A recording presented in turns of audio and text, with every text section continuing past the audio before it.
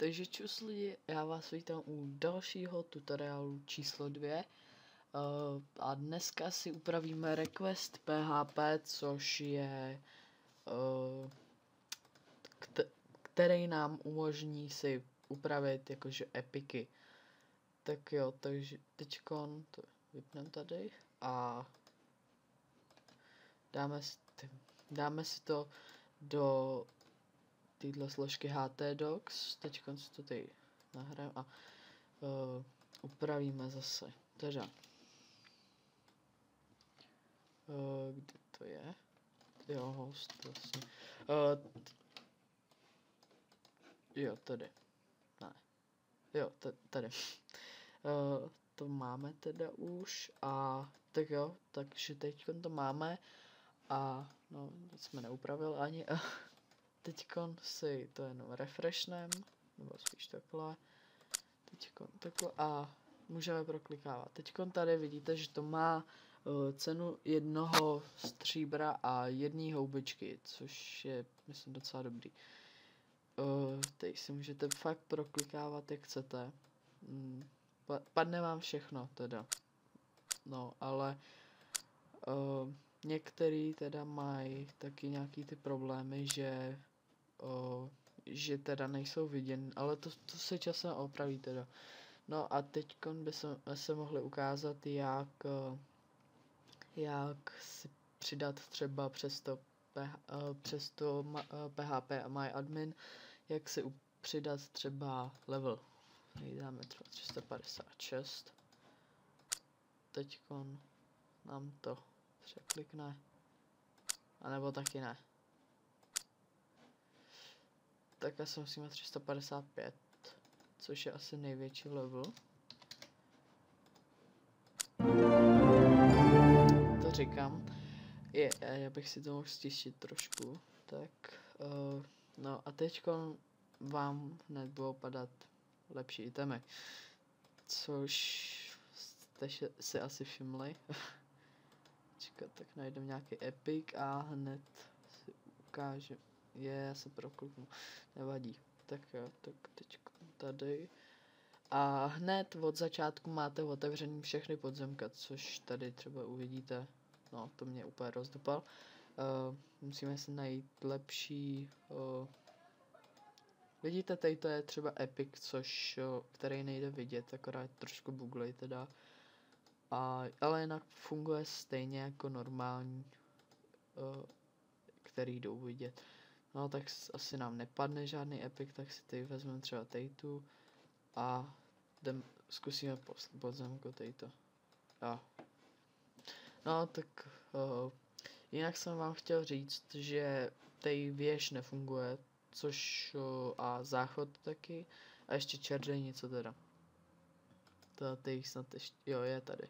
No, nefunguje, ale no tak teď si ukážeme, jak si upravit třeba item tady. Takže items. Tady to je všechno, co jsme tady koupili a takhle. No a tím pádem třeba tady to, no. Snad to nějak uhádnem. Počkat, takže tejto jsou zbraně tady. Tejto a tejto. Teďkon 12 až 15.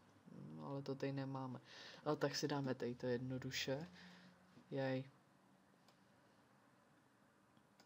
No třeba 50 000. A taky, ne, to dáme 100 000. A teďkon se nám něco upravilo, ale nevím teda co.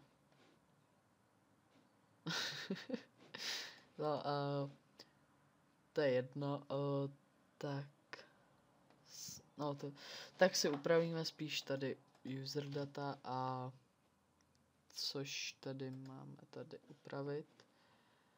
A kde to je? Tady. To vidíte, to jsou atributy, což luck je jako štěstí, tady to je, myslím, výdrž, no a to prostě si upravíme, takže tady vidíte 10 je síla, a tam si dáme třeba 5000. Já si to upravil úplně, ale tady si dáme taky 5000, tady dáme 50 000, tady taky a tady taky. Teď si to uložíme a vidíte, a máme tejto. Takže tak to máme teda tejto, což nám vylepšilo všechny staty. A teď bychom se ale mohli ukázat ty zbraně, jak upravit. Tak zkusíme tady to takhle vyndat a items.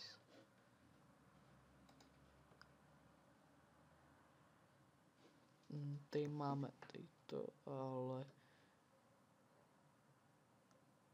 no nevím, to je jedno, tak tady ukážeme, jak jako vytvoříte cech a třeba blbečci. Vidíte, a máte ze začátku hned 5000 hub, takže se můžete vylepšovat, že jo, samozřejmě můžete použít taky zlato a třeba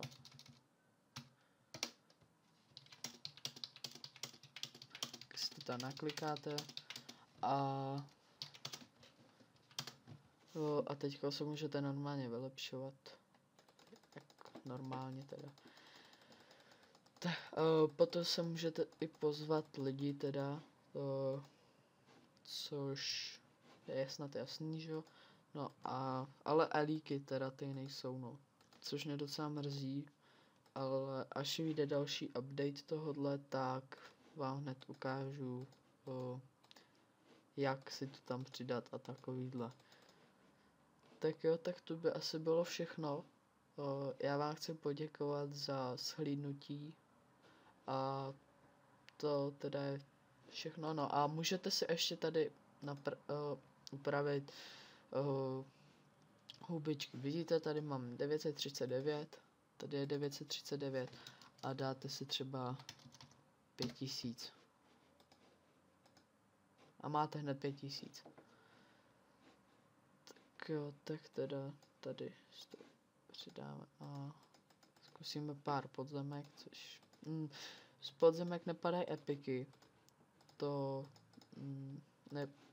je teda jako taky škoda, ale nějak extra to nevadí teda. To je teda všechno, abych vás už nezdržoval. Tak jo, děkuji za zhlídnutí a čau čau.